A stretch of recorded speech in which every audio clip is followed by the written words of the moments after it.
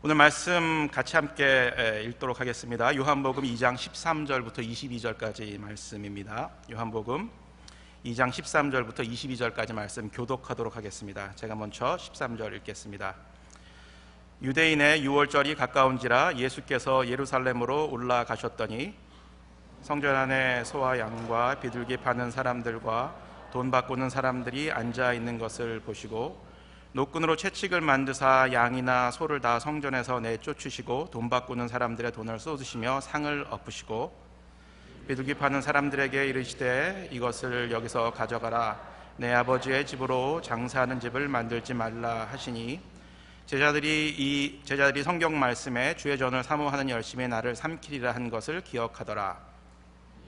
유대인들이 대답하여 예수께 말하기를 내가 이런 일을 행하니 무슨 표적을 우리에게 보이겠느냐? 예수께서 대답하여 이르시되 너희가 이 성전을 헐라 내가 사흘 동안에 일으키리라. 유대인들이 이르되 이 성전은 46년 동안에 지었거늘 내가 3일 동안에 일으키겠느냐 하더라. 그러나 예수는 성전된 자기 육체를 가리켜 말씀하신 것이라. 죽은 자 가운데서 살아나신 후에야 제자들이 이 말씀을 기억하고 성경과 예수께서 하신 말씀을 믿었더라. 아멘. 오늘 저희가 함께 읽은 이 본문은 다른 곳에서 볼 수 없는 예수님의 좀 파격적이고 또 와일드한 그런 행동이 담겨져 있는 본문입니다. 많은 성도님들이 이 본문을 묵상하며 또 지금 읽으시면서 다소는 좀 의아해 하실 수 있을 것 같습니다. 그 이유는 어떻게 예수님처럼 이렇게 의롭고 경건하신 분이 이렇게 과격하고 폭력적인 행동을 하실 수 있을까? 그리고 또 한 가지는 이렇게 그냥 점잖게 좀 얘기하셨어도 되셨을 것 같은데 어떻게 이렇게까지 정말 속된 말로 뚜껑 열리는 행동을 하실 수 있을까라고 생각하시면서 예수님도 사람이셔서 어쩔 수 없었나 보다라고 이렇게 생각하시는 성도님들이 계실 수도 있을 것 같습니다.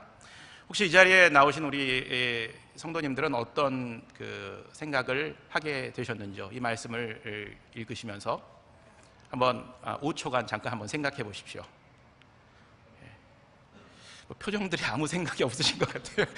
그리고 이런 거 왜 물어보세요? 이런 느낌도 가지고 계신 것 같은데 한번 생각해 보십시오. 왜 예수님이 이렇게 과격하게 와일드하게 행동을 하셨나요? 우리가 1:1 양육이나 제자 훈련을 통해 예수님은 완벽한 인성과 신성을 동시에 지닌 존재라는 사실을 배웠습니다. 이 말은 예수님은 100%의 인간이 가지고 있는 감정, 즉 슬픔, 기쁨, 분노를 가지고 계셨고 동시에 100%의 사람으로 육체의 한계인 피로함, 배고픔, 아픔 등을 가지고 계셨다는 것을 우리가 알고 있습니다. 반면에 100%의 인간이셨지만 하나님은 또 예수님은 100%의 하나님이셨습니다. 그렇기 때문에 하나님이 가지고 있는 모든 신성을 다 가지고 계셨습니다. 이것이 예수님의 그 비밀이죠. 그런데 예수님께서는 인간이셨고 하나님이셨기 때문에 100%의 인간이셨지만 그 안에는 죄성을 가지고 계시지 않았습니다. 그렇기 때문에 오늘 예수님께서 이렇게 과격한 죄성이 바탕이 된 이런 과격한 행동을 하신 것처럼 보였지만 예수님께서는 인간이 가지고 계신 죄성의 바탕을 둔 그런 행동을 하신 것은 아니었습니다. 이것은 인성이 없는 성부 하나님께서도 우상숭배로 하나님께 반역한 이스라엘을 향하여 분노하시는 것을 보면 이해할 수 있는 부분입니다. 요즘 예레미야서를 저희가 열심히 묵상하고 있는데 참 하나님께서 얼마나 분노를 이렇게 표출하시는지, 이스라엘을 향하여 우상숭배로 반역한 이스라엘을 향해서 이렇게 날마다 분노하시는 하나님을 만나고 있습니다. 그것을 보게 되면 하나님께서도 이렇게 분노하시는구나, 예수님의 이 대목을 이해할 수 있는 부분입니다. 너무 아침마다 이렇게 분노하시는 하나님을 만나다 보니까 솔직한 얘기로 이거 좀 언제 끝나나 이런 마음을 가지고 계시고, 우리 교역자님들께서도 이렇게 아침에 경건의 모임을 하면서 예레미야서 언제 끝나나 이렇게 물어보시는 그런 이제 교역자님들도 있습니다. 아마 곧 끝날 것 같은데 이 하나님의 마음을 예레미야서를 통해서 다시 한번 우리가 발견하게 되는 귀한 시간인 것 같습니다. 인간들을 향한 하나님의 그런 이렇게 변함없는 사랑, 하나님을 반역하고 다른 곳으로 가는 그런 인간들을 보면서 애통해하는 그런 하나님의 모습이 예레미야서에서 잘 나타나 있는 것 같습니다. 이 말씀을 우리 마음속에 다시금 새겨보았으면 좋겠습니다. 그렇다면 예수님께서는 왜 이렇게 다소 이례적이고 충격적인 모습을 보이셨을까요? 오늘 본문에서 예수님은 유월절을 맞아서 성전이 있는 예루살렘으로 올라가셨습니다. 율법에 의하면 유대인들은 그들의 3대 절기 때는 예루살렘 성전에 방문해야 하는 전통이 있었습니다. 유대인의 3대 절기 혹시 기억하고 계시나요? 유대인의 3대 절기는 유월절, 그리고 오순절이라고 부르는 칠칠절, 그리고 수장절이라고 하는 초막절이 있습니다. 오늘 본문 시작할 때 보면 유대인의 명절 유월절이라는 시간적인 배경이 나오는 것을 볼 수가 있습니다. 특별히 이 유월절은 애굽으로부터 이스라엘의 탈출을 기념하는 절기로서 매년 봄에 찾아왔습니다. 유대인들은 그때 예루살렘을 향하여 여행을 가서 희생 제사를 드리고 상징적인 식사를 하고 또 이스라엘의 구원에 대해 묵상하며 학습을 해야만 했습니다. 그래서 예수님께서도 오늘 본문에서처럼 제자들을 데리고 유월절을 기념하기 위해서 성전을 찾으셨습니다. 성전은 우리가 알다시피 하나님의 임재를 상징하는 곳으로 유대인들에게 있어서는 이 성전만큼 중요한 것이 없었습니다.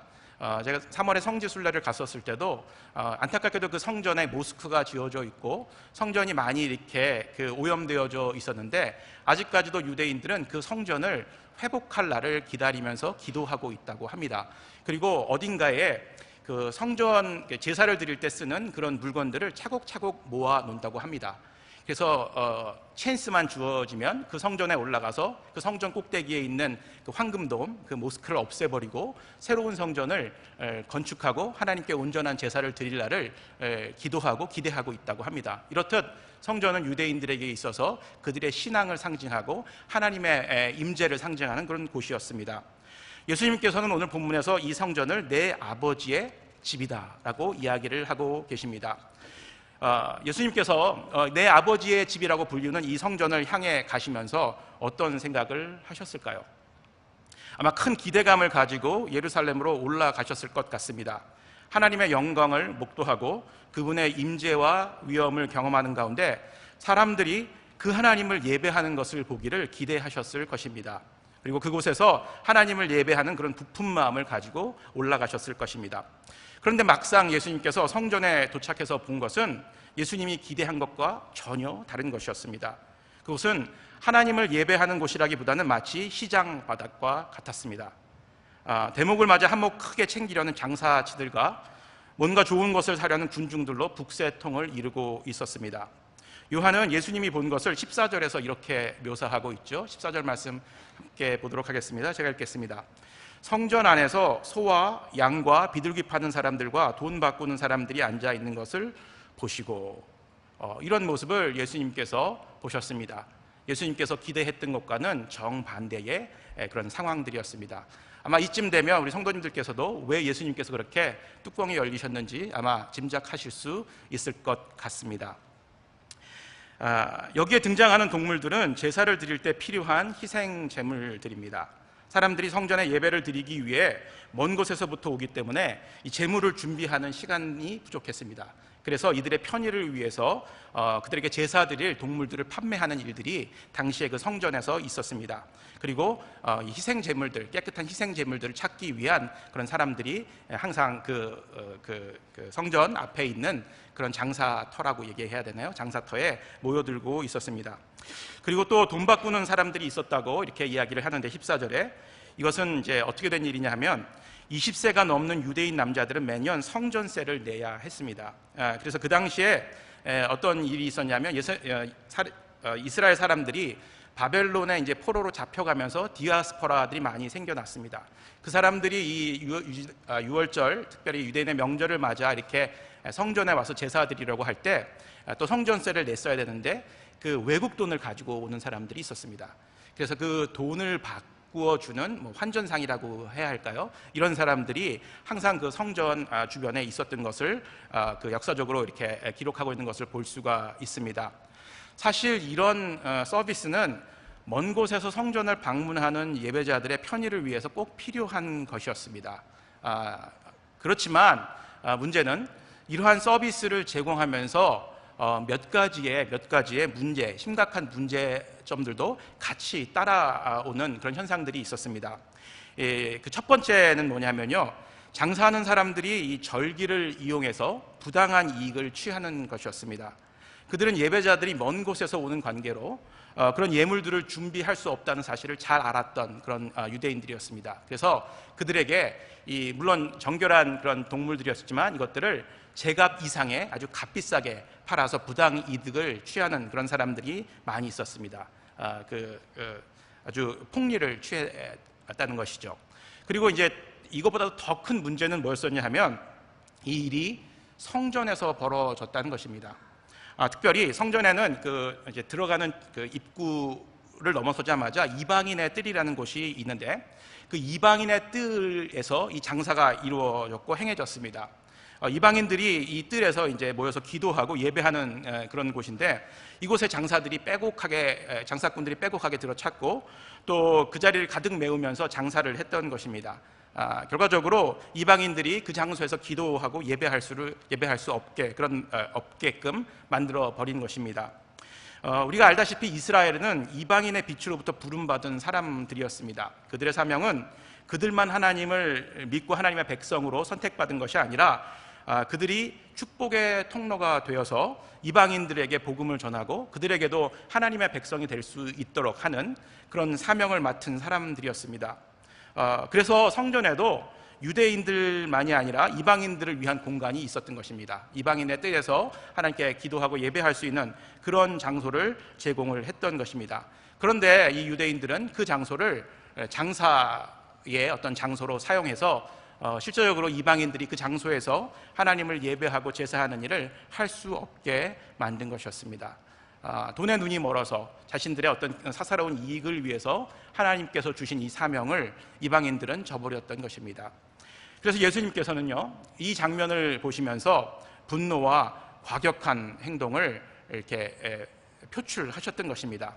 이 예수님의 분노와 과격한 행동은 성전을 장사터로 만들고 더럽혀 온전한 예배와 기도를 이루지 못하게 한 유대인들의 이중적인 삶의 모습과 겉으로는 경건한 삶의 모습을 보이면서 속으로는 그것을 이용해서 자신들의 이익을 취하려고 하는 그런 이중적인 모습과 하나님께서 주신 사명을 깨닫지 못하는 그런 안타까운 모습 때문에 예수님께서는 그들을 바라보는 순간 분노하셨고 또 이렇게 과격한 행동을 하셨다라는 생각을 갖게 됩니다. 자, 그러나 문제는 예수님께서 이렇게 과격한 행동을 보이셨음에도 불구하고 유대인들은 그들의 잘못을 제대로 깨닫지 못하였습니다. 잘못을 깨닫고 뉘우치기는커녕 예수님께 이렇게 대꾸를 하죠. 무슨 권한이 있길래 우리에게 이렇게 행하십니까? 그런 권한을 행할 수 있는 표적을 우리들에게 한번 보여주십시오 라고 이야기를 합니다. 18절 말씀 함께 같이 보겠습니다. 함께 읽어보겠습니다. 이에 유대인들이 대답하여 예수께 말하기를 내가 이런 일을 행하니 무슨 표적을 우리에게 보이겠느냐. 그렇죠. 무슨 자격으로 그렇죠. 이렇게 할 수 있는지 그것을 보여라 라고 이렇게 이야기를 한 것입니다. 참 적반하장이란 말이 이렇게 여기에 딱 맞는 표현인 것 같습니다. 잘못한 사람들을 꾸짖는 사람에게 오히려 대들고 당신이 정말 무슨 권한이 있어서 무슨 자격으로 우리에게 이렇게 이야기할 수 있느냐라는 모습을 보이고 있는 것입니다.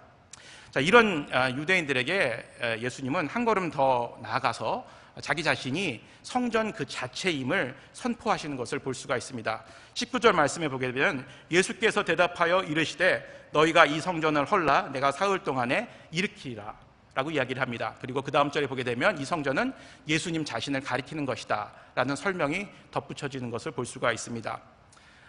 이렇게 예수님께서 자기 자신이 성전이심을 선포하셨는데 여전히 유대인들은 이것을 알 수가 없었습니다. 유대인뿐만이 아니라 예수님을 따르던 제자들도 바로 예수님께서 이야기하신 그 말의 의미를 깨닫지 못하였습니다. 그리고 이 의미를 깨달은 것은 예수님께서 시간이 한참 지난 후에 예수님께서 부활하신 후에 그 부활하신 예수님을 보고 나서야 예수님께서 하신 말씀을 기억했다 라는 것을 오늘 본문을 통해서 볼 수가 있습니다. 22절 말씀이죠. 한번 보겠습니다. 죽은 자 가운데서 살아나신 후에야 제자들이 이 말씀하신 것을 기억하고 성경과 예수께서 하신 말씀을 믿었더라, 이렇게 이야기를 합니다. 제자들 역시 유대인들이었죠.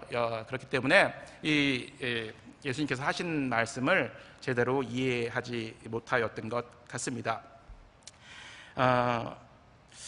예수님께서 자기 자신을 성전이라고 하신 것은요, 이런 의미가 있습니다. 이것은 자기 자신이 성전의 주인이신 하나님이라는 사실을 선포하신 것입니다. 그렇죠? 내가 이 성전의 주인인 하나님이시다라는 것을 이야기한 것입니다. 그러나 이 말씀에 대해서 유대인들은 이 안에 있는 깊은 뜻을 결코 이해할 수가 없었습니다. 그 이유는 그들이 예수님을 받아들일 수 있는 마음의 준비가 되어 있지 않았기 때문이었습니다. 다른 말로 좀 풀어서 말씀을 드린다면 그들의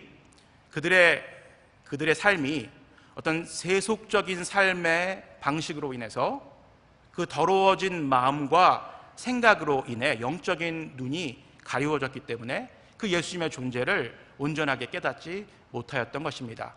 성전에서 장사하는 그 유대인들, 자신의 어떤 개인적인 이익을 위해서 그 성전을 더럽혔던 그런 유대인들이 그 예수님의 존재를 깨달을 수 없었던 것은 당연한 것이었습니다. 오늘 본문 말씀을 통해서 이 요한은 단순히 유대인들이 성전을 더럽힌 그런 사건에 대해서만 이야기하고 있는 것은 아닙니다. 그리고 더불어서 그것뿐만이 아니라 이 요한은 이 사건을 통해서 왜 유대인들이 성전을 더럽힐 수밖에 없었던가에 대한 것을 우리들에게 보여주고 있고, 또 그것을 통해서 이 요한복음의 독자들에게 도전을 주고 있는 것입니다. 유대인들이 성전을 더럽힐 수밖에 없었던 것은 좀 전에도 말씀드린 것처럼 세속주의에 물들어진 마음과 생각, 또 물질주의에 물들어진 그 마음과 생각이 유대인들의 삶으로부터 깨끗함을 빼앗아갔기 때문입니다. 아마 이 유대인들의 모습이 어쩌면 오늘날 우리들에게도 나타나고 있는지 모르겠습니다. 이 세상에서 분주하고 정신없이 살다 보니까, 하루하루의 삶을 영위하다 보니까 우리 마음속에 정결하고 깨끗한 마음은 언제 갔는지 온데간데 없어지고, 정말 이 세상에서 내가 정말 성공하고 생존하기 위한 모습으로 점점 변해가고 있는 유대인과 같은 삶을, 이 오늘 본문에 나온 유대인들과 같은 삶을 살아가고 있지는 않는지, 이 말씀을 통해서 우리의 삶을 한번 점검해 볼 필요가 있는 것 같습니다. 깨끗함은 오늘 제 설교의 제목인데요, 깨끗함은 우리가 하나님께 연결될 수 있는 최소한의 조건이라고 저는 생각합니다. 하나님과 연결될 수 있는 최소한의 조건이 바로 깨끗함입니다. 이 깨끗함과 거룩함은 깊은 연관성이 있는데, 어감상으로 이 거룩이란 그 단어는 좀 더 무겁고 어려운 느낌이 듭니다. 오늘 거룩 했는데, 이 거룩이란 말을 할 때마다 저는 마음이 좀 이렇게 오그라드는 것 같습니다. 왜냐하면 이 거룩한 삶을 잘 못 살고 있다가 거룩 하니까, 이게 내가 이 찬양 해도 되는 건가, 이런 생각이 들어서 뭐라고 해야 될까 이렇게 고민하다가 찬양을 안 불렀어요. 입 닫고 있었습니다. 죄송합니다. 네. 그런데 거룩 해야죠. 거룩 찬양을 해야죠. 하나님께서, 왜냐하면 우리에게 내가 거룩하니 너희들도 거룩하라고 명령을 하셨기 때문에 우리는 거룩해야 합니다. 이 거룩이란 단어는 이렇게 생각을 해봤어요. 두 가지의 단어가 이렇게 같이 복합적으로 그 안에 들어있는 것 같아요. 하나는 정결함, 그렇죠? 깨끗함이라고도 표현할 수 있겠죠. 정결함이라는 단어과 분리됨이라는 두 가지의 단어가 이 거룩이라는 말 속에 들어있다고 생각을 합니다. 우리가 거룩해지는 단계를 두 가지로 나누어서 설명할 수 있겠는데, 첫 번째는요, 거룩의 첫 번째 단계는 우리의 몸과 마음이 깨끗해지는 것입니다. 깨끗해지는 것, 정결해지는 것이죠. 그렇죠? 그리고 나서 그 깨끗한 상태를 유지하는 것입니다. 그렇게 되면 어떤 현상이 일어날까요? 우리가 먼저 우리의 몸과 마음이 깨끗해지고 그 깨끗한 몸과 마음을 계속해서 우리의 삶 가운데서 유지합니다. 그러면 자연적으로 세상의 더러운 것들로부터 분리되는 현상이 일어나겠죠. 그렇죠? 그러니까 거룩하게 산다는 것은 억지로 우리가 세상의 더러운 것으로부터 분리되려고 노력하기 전에 무엇을 먼저 해야 되죠? 우리가 우리의 몸과 마음이 깨끗하게 되고 그것이 유지될 수 있는 노력이 필요한 것입니다. 그러면 자연적으로 세상으로부터의 분리는 일어나는 것입니다. 하나님은 너무나 깨끗하신 분이시기 때문에 더러운 곳에는 계실 수가 없으며 우리가 깨끗하지 않으면 하나님과의 접촉이 불가능합니다. 그래서 이 깨끗함은요, 하나님과 접촉이 일어나는 최소한의 우리가 갖춰야 될 조건입니다. 이 깨끗함은 구약시대에는 순결한 짐승의 피를 통해 죄의 씻음을 받음으로 가능했고요. 신약시대에는 예수님의 보혈을 통해 우리의 죄가 씻겨짐으로 깨끗함을 얻을 수가 있었습니다. 예수님의 보혈을 통해서 우리가 깨끗함을 받을 수 있다는 이 사실이야말로 우리에게 주신 하나님의 가장 큰 은혜라는 생각이 듭니다. 정말 하나님의 가장 큰 은혜라고 생각을 하십니까? 예, 이렇게 생각해 보면 더 은혜스러운 것 같아요. 만약에 예수님께서 십자가에서 보혈을 흘려주시지 않았다면 우리의 삶에 어떤 일이 일어났을까요? 어쩌면 구약에서 일어났던 그런 일들을 우리가 행해야 됐을지도 모릅니다. 주일날 예배 드리러 올 때 뭐 하나씩 끌고 와야 될 수도 있었어요. 그리고 이렇게 해가지고 그럴 수도 있었고요. 또 이렇게 교회 앞에 어쩌면 그 장사치들이 있는 것을 볼 수도 있지 않았나, 뭐 이런 생각도 해볼 수가 있겠죠. 그런 거 안 하게 만들어 주셨는데 예수님이 얼마나 큰 은혜입니까? 그러시죠? 그거는 제가 재밌게 이것을 연상하기 위해서 말씀을 드린 건데, 정말 예수님의 보혈이 없었다면 우리는 정말 거룩한 삶을 살 수 없었던 것이 확실합니다. 깨끗함을 유지하면 우리 안에 내주하시는 성령님의 도우심을 통해 하나님과의 교제가 더욱더 깊어집니다. 교제가 깊어지기 시작하면 우리의 영성이 깊어지게 되겠죠. 그리고 우리의 믿음이 견고해져서 우리의 삶이 그 견고해진 믿음 위에 설 것입니다.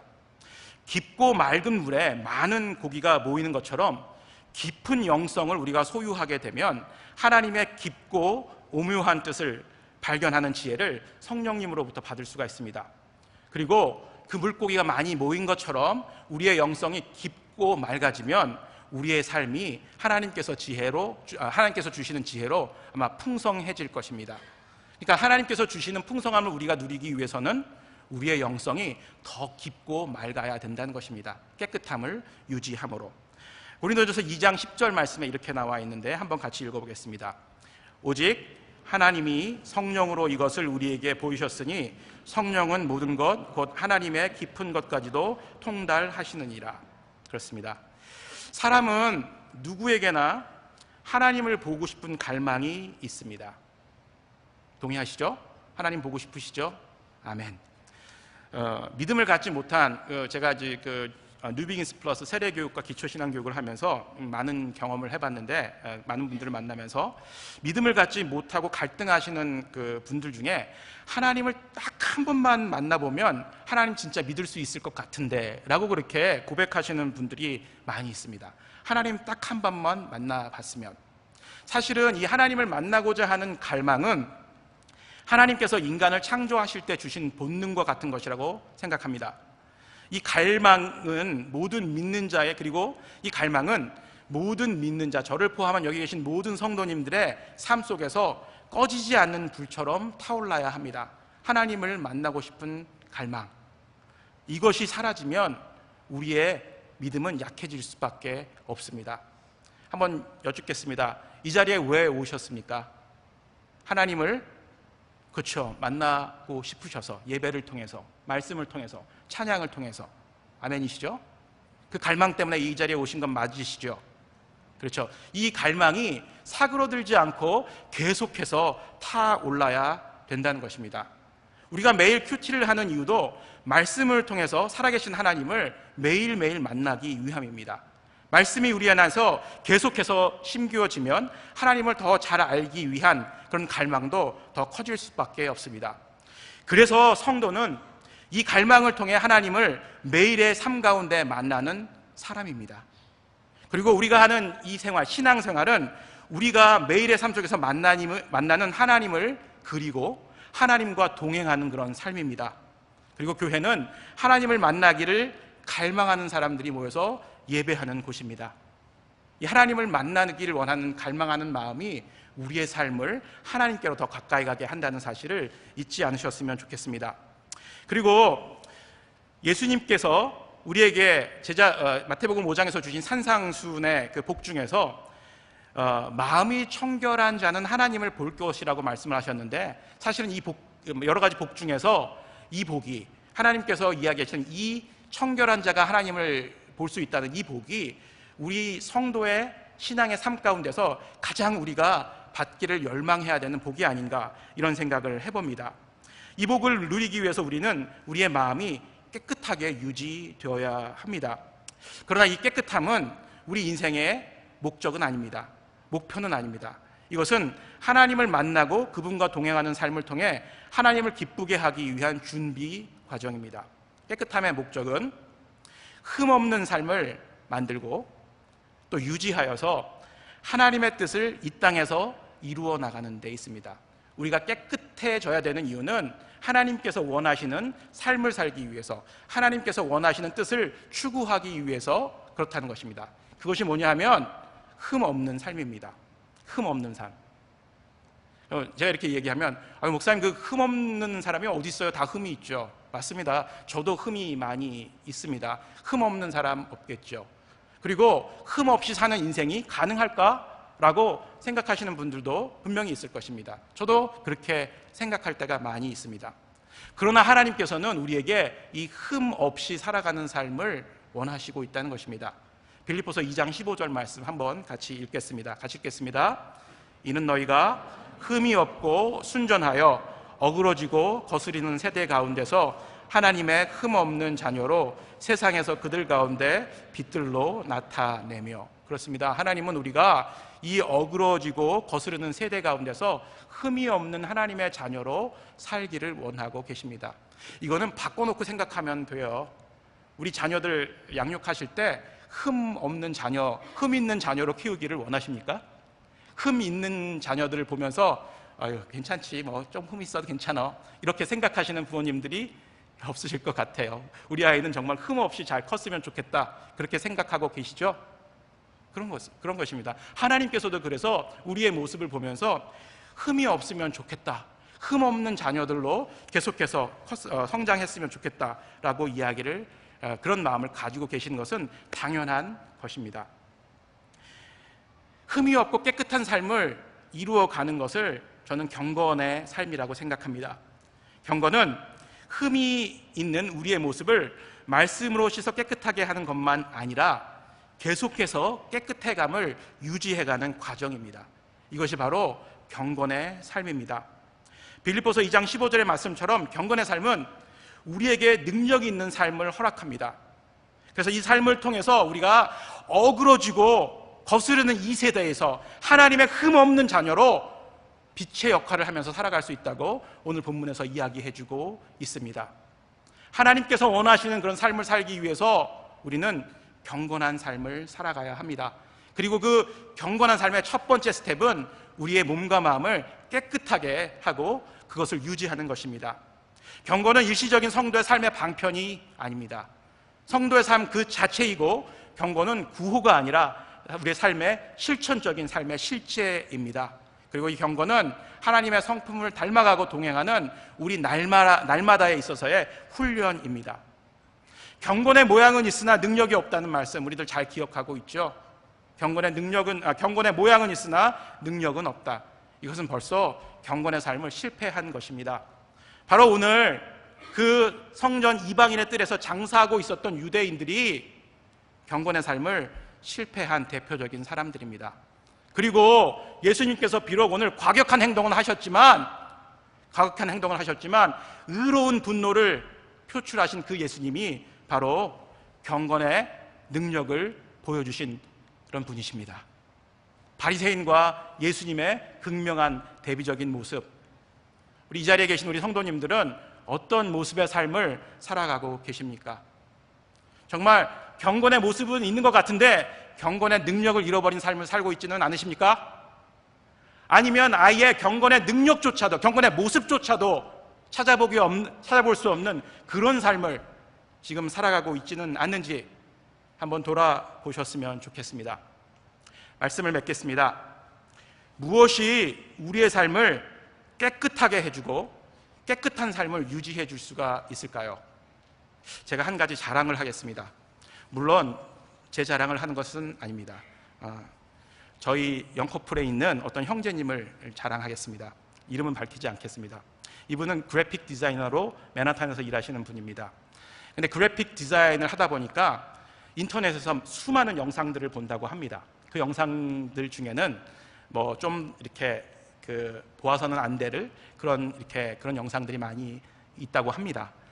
이를 위해서 그것을 어쩔 수 없이 보다 보니까 계속해서 그 영상을 보니까 그 영상의 잔상들이 머릿속에 남아서 굉장히 말씀을 보고 또 이렇게 신앙생활을 하는데 어려움이 있었다고 합니다.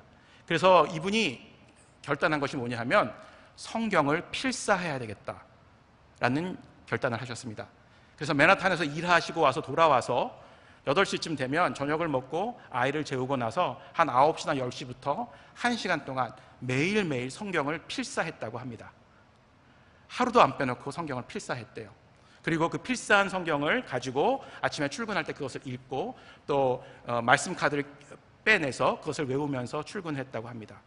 그러면서부터 그 말씀을 필사하면서부터 그 머릿속에 남아있던 그 영상들의 잔상이 없어지고 온전하게 하나님을 묵상하고 예배하는 그런 삶들로 다시금 돌아올 수 있었다고 그렇게 간증하는 것을 제가 들었습니다. 그 간증을 들을 때 참 제가 부끄러웠습니다. 성경 필사를 하다니, 성경 읽는 것도 힘든데 듣는 것도 힘든데 그 바쁜 분이 필사를 했다고 합니다. 매일매일. 저 참 자랑스러웠어요. 우리 교회에 이런 순장님이 계시다는 것, 이런 형제님이 계시다는 것. 아마 여기에 그런 분들처럼 살아가시는 분이 분명히 있을 것입니다. 우리 초대교회이니까 가능한 것 같습니다. 만약에 그렇게 못한다면 지금부터 그렇게 하십시오. 참 우리가 깨끗함을 유지할 수 있는 저는 유일한 비결이라고, 유일한 방법이라고 생각합니다. 에베소서 5장 26절 27절 말씀 같이 읽어보겠습니다. 시작. 이는 곧 물로 씻어 말씀으로 깨끗하게 하사 거룩하게 하시고 자기 앞에 영광스러운 교회로 세우사 티나 주름 잡힌 것이나 이런 것들이 없이 거룩하고 흠이 없게 하려 하심이라. 곧 물로 씻어, 이것은 바로 성령님을 의미합니다. 우리 안에 내주하시는 성령님께서 말씀을 통해서 우리를 깨끗하게 씻어 주실 때 우리는 경건의 삶을 살아갈 수가 있는 것입니다. 우리의 힘으로는 안 됩니다. 그래서 우리 안에 계신 성령님께 우리가 도움을 구해야 합니다. 경건의 삶을 살아가고 있지 못하시다고 생각하시는 분들, 다시금 말씀으로 돌아갑시다. 우리 교회에 큐티방이 한 20여 개 있다고 합니다.